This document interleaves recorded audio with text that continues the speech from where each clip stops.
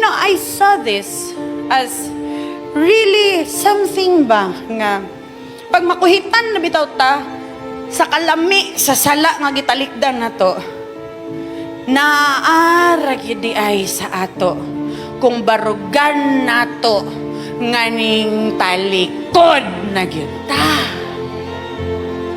Wala may forces of heaven dira nga mobira sa imo. No. Wala uy. Inighukad sa sala sa mga tubangan. Deal or no deal, it's our decision.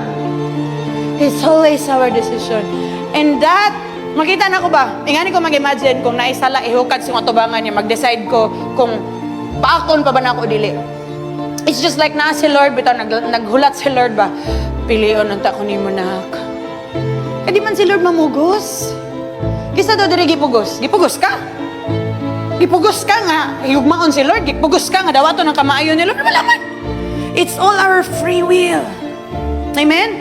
And when you have that godly sorrow, tininuod na pagmahay, tinyos na pagmahay, it will lead you to diligence to continue doing what is good.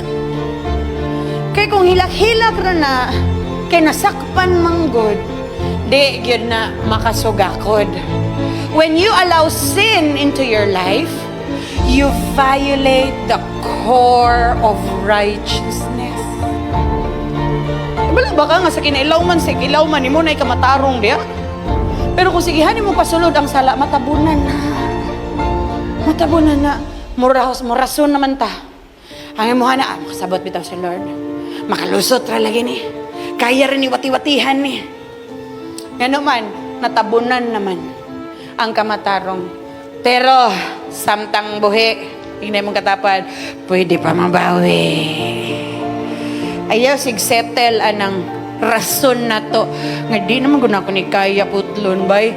This is a hard habit to break. Decision na. Amen?